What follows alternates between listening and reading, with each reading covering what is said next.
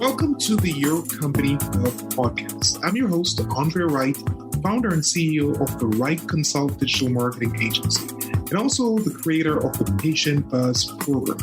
The goal of this podcast is to highlight healthcare professionals, their journey, and how they're making the world a better place. Let's dive in.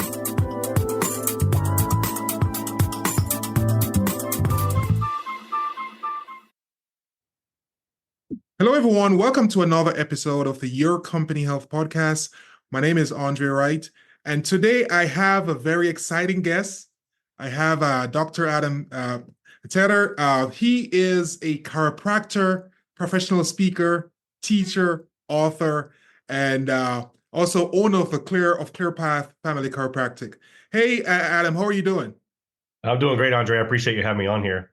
All right, I'm glad that you're here today. All right, so I know you're a man of many hats, right? So talk to us about your journey and how you got into healthcare.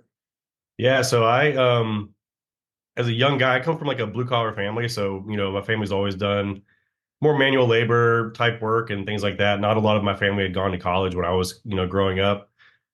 So I never really wanted to go to college. I was a hands-on kind of person, and I thought I would just go get into trade work or something like that and, build a career out of that. But I was introduced to chiropractic when I was like 15, and as a young kid, it was taught to me that it just helps you stay healthy and, helps the body function better and helps you deal with stress better and all these things. So as a young kid, it just kind of clicked for me and it made sense, and it became my primary form of healthcare.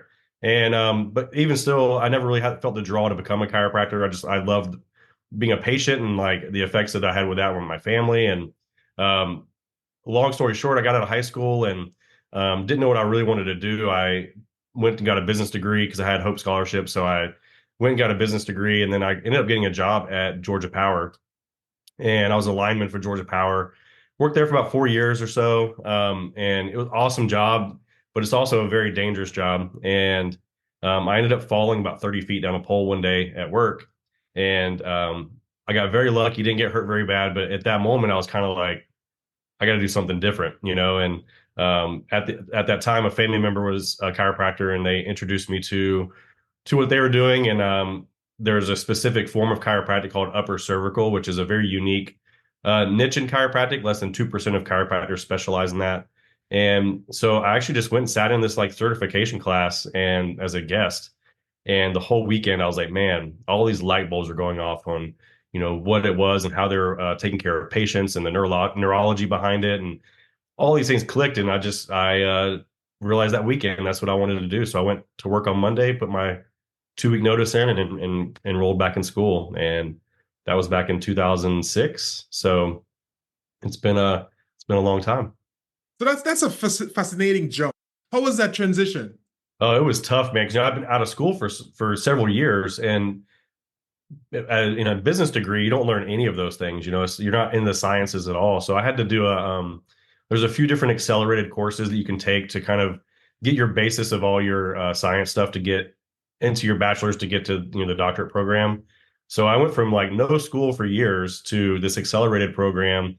There's these 5-week courses. We're going through an entire course in 5 weeks, and it was tough, but it got me back in the mode of studying and over that hump of like being able to, study, take tests, all those things. Because chiropractic school, a lot of people think that chiropractic school is easy and it's like a weekend course. And, there's different stigmas around chiropractic, but it's over 5,000 hours in 3.5 years.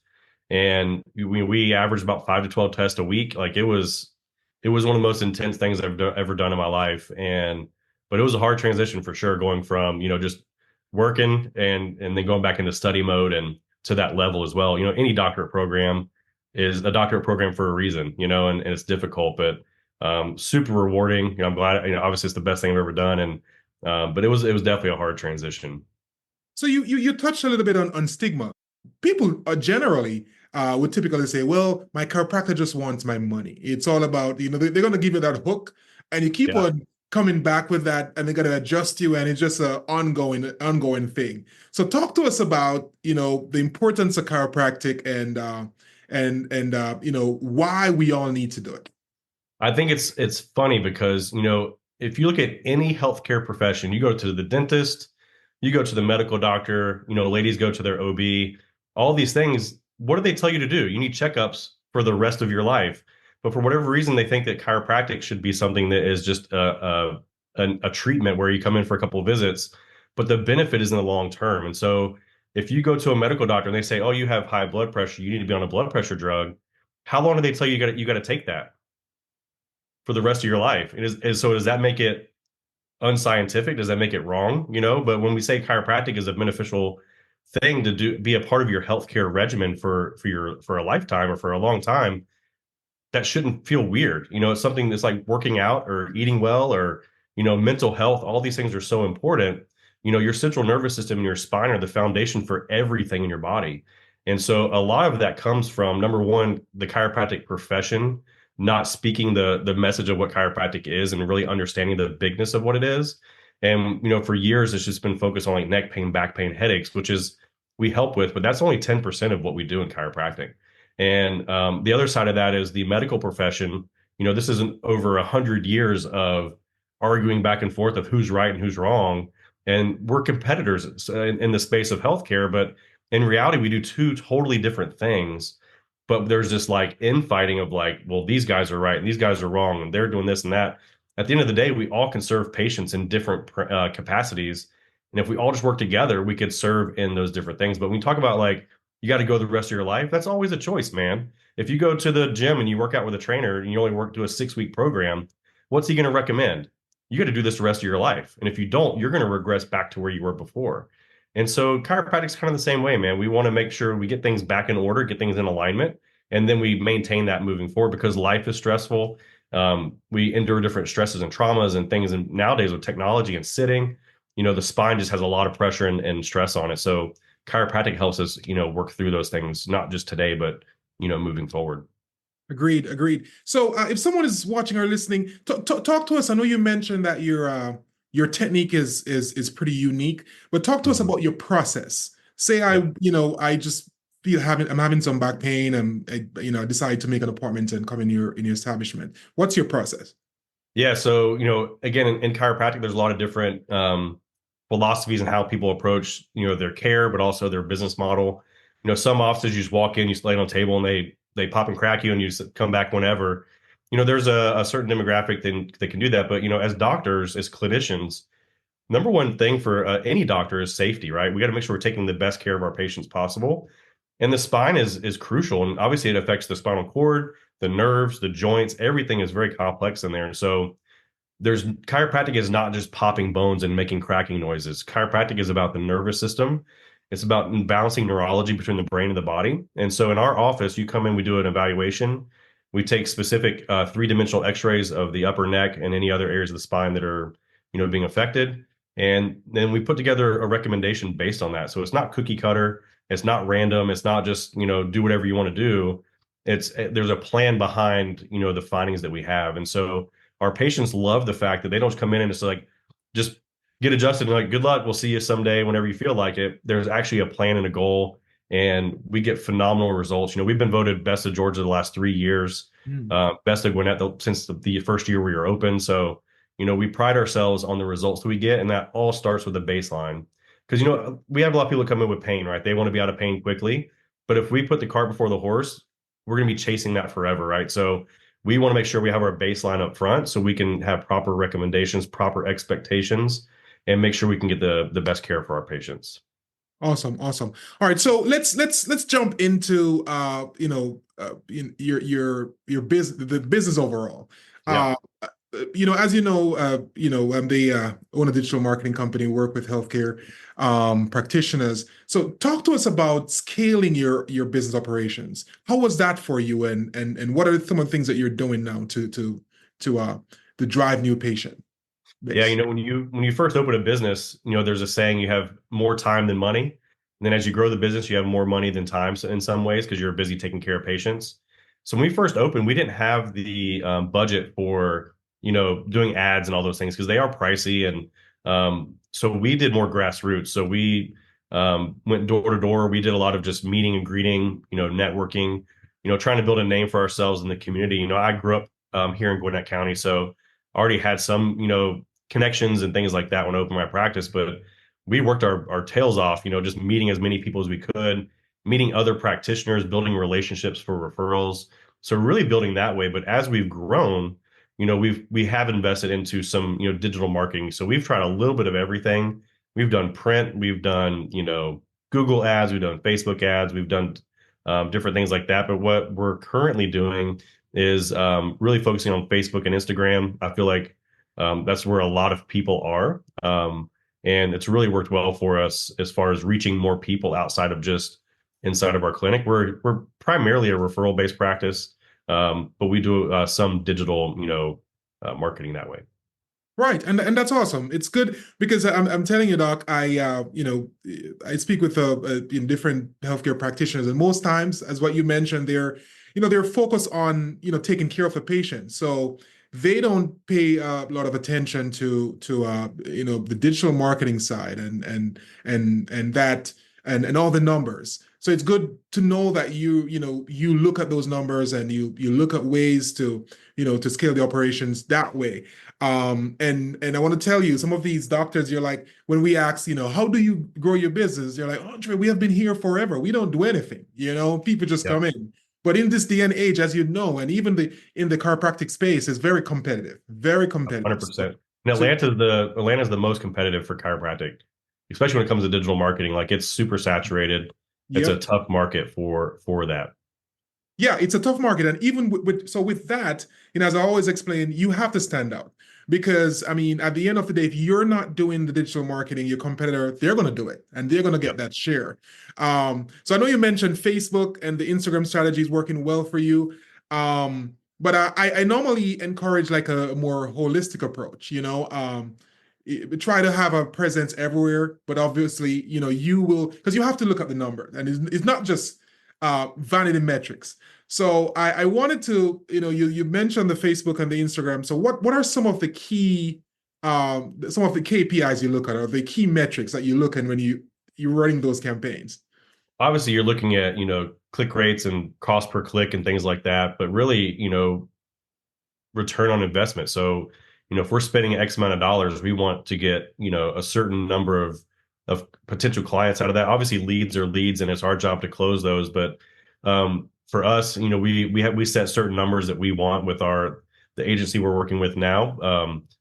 Some months we hit it, some months we don't. And I know that things ebb and flow in marketing, and but we're really trying to get that return on what we're spending. And I've learned too, because going to school to be a doctor, they don't teach you marketing. They No. don't teach you how to run these things. So I found it's important. Some people like to crash course it and do it themselves and like, play with it for a while. But for me, like hiring someone like you that knows the market, that knows the technology, how to work these things. I think it's so important to partner with an agency that, knows your message, but also knows the back end of how do you get that message out there and get people to respond to that message. And so for us looking at that, really just trying to make sure we're having something that's authentic to our practice that shows who we are, and attracting the right type of person too. So, you know, I don't necessarily take care of Medicare patients in my office. So obviously we don't want, if we're only getting Medicare patients from the advertising they're doing, something's off in the way that we're doing that. So looking at the avatars that are coming in as far as our ideal clients is also important to us, that the type of ads and type of videos and things that the message we're putting out there is attracting the right type of client for our office. Right, right. And obviously, the ultimate metric is the patient coming in, Of right? That's the course. ultimate metric. Yeah. But I'm really excited the way you're talking, and it's clear that you're understanding your business and you're looking at the right things. But on the flip side to all this, I know you mentioned that it's important to find the right agency, find the right marketing team. But on the flip side, I've seen health practitioners who, they're like, Andre, I can do this myself. And they started dabbling into Google Ads and dabble into SEO and they waste a lot of advertising dollars. They end up wasting a lot of money by just testing and doing things themselves, and they don't know what they're doing. And at the end, it's a bad thing. Yep. I think innately as like business owners and entrepreneurs, we want to take on everything. We like to wear all the hats, and we feel like, well, why would I spend these dollars over here when I can just do it on my own? And But then what I find is it diverts away from what my focus is as a business owner and a practitioner is my team and my patients, right? So that's my job is to make sure all that is running and doing what it needs to do. And if I dabble in things that I don't really know, it's taking away my energy from that. Also, the days that I'm not seeing patients, I want to be with my family. I want to be, recovering. I want to be, focusing on other things. And I think that having again that agency, that person that knows the market, and the other thing is technology, man. It changes so much, so Yep. fast. The algorithms change and the rules change and all these things. So if you're not up on that, you're going to miss so many things on the ads. And so, but I think as a business owner too, we're looking at dollars, and so we're like, man, I don't want to spend this money for this other person to do this when I can do it myself. But in the long run, you're going to waste way more money than if you hire a good company to support you in that way. I think it's so important. So I mean, so agree with what you're saying, and even for me too, as a business owner, I've had to learn the hard way because we always want to do things and take control of everything, but as you grow your business, you realize that it's more important to work on the business than in the business, because I mean, your time is invaluable, right? Yes. And a lot of people they don't look at the cost of your time. They don't assess that. By you just working on this Google Ads campaign and trying to figure out this, you could be seeing several more patients, Yep. and then scale your business that way. Well, you miss so many marks too, I think. When you're trying to dabble and you're trying to learn, and you did this probably getting into the industry is like you were trying to learn how to work things, right? But for me to try to do that on my off time and with my limited knowledge in the industry, I'm going to waste so much more time and money than if I would just invest in someone that could do it for me and, coach me in those different things that I'm not, well versed in. Right, right. And doctor, I know you have a very successful operations going there. What if you could tell our audience what is one of the best what's a good business advice you've received, and how has this impacted you? I think number one that I think with a lot of the feedback I get from my patients when they go to other doctors is there's a disconnect, right? There's the doctor sits across the table and it's like, I'm here, you're there. We're not working as a team. You just do what I tell you to do. There's not this like correct direct connection you have with the patient. And so it almost feels like it's not authentic. And I think that one of the biggest things in our practice is our authenticity to who we are as people and what our mission is to help with our patients. Because in the office, it's me, my wife, my mom, my daughter's there half the time. Our dog is there. We have an awesome team that works with us. And so when people come in the office, we want them to feel like they're at home.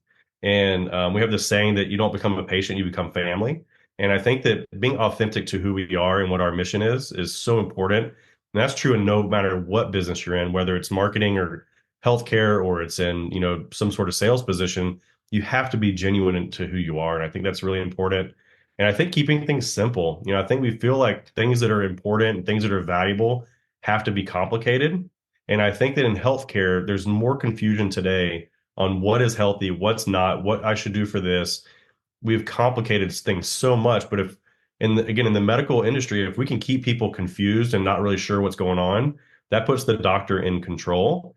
When in reality, our doctors should be working for us. And so in our office, we communicate, we are on one-on-one with our patients. We're making sure that they understand what's going on, what the process is, what the expectations are. And I think that keeping things simple and patient focused and efficient in the way we do things, that's key to running a successful, fun, healthy practice in business. No, and that's spot on. That's spot on in terms of authenticity. It goes without saying. People like to do business with who they like and trust. 100%. Yep. So that's so important in every facet of business. And Doctor, can't believe we're almost at the end. I mean, we could go on and on, but I know you're an author. Talk to us about that.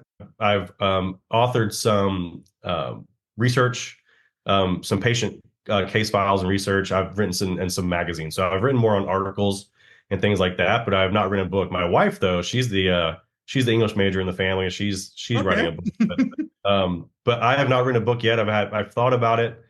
Just haven't had that time yet in my life. That's one of the things that's on the checklist Horizon. for some time. But I've written some articles in magazines and publications and things And like that. that's I Yeah. mean that's good because that's good in terms of being a thought leader.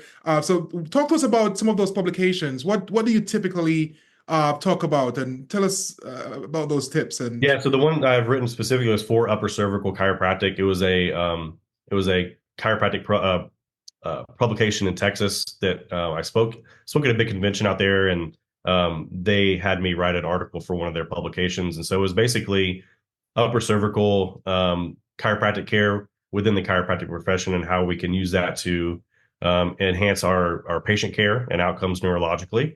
And so it's really focused on that specific form of chiropractic care.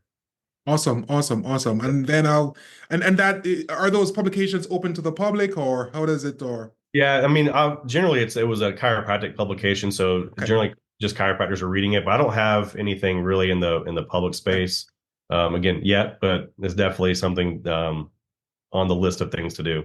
What's your website? How can they reach your site Yeah, and so meet? our office name is Clear Path Family Chiropractic, and our website is clearpathfamilychiro.com.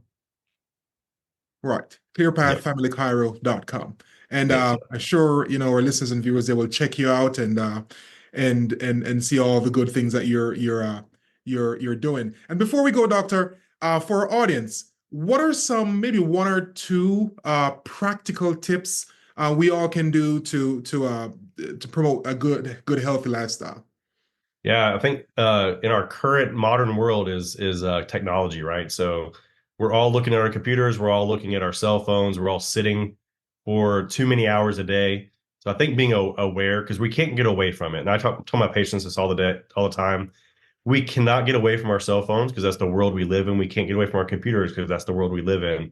And so being aware of what we're doing, how much time we're spending, holding your head down, when you hold your head up, just being aware of your body, aware of your posture, because those things can add stress. And we think about injury to the spine being like a car accident or a concussion in football, but it's the little things that we do that create wear and tear over time as well. So posture and being aware of what we're doing with our technology is very important.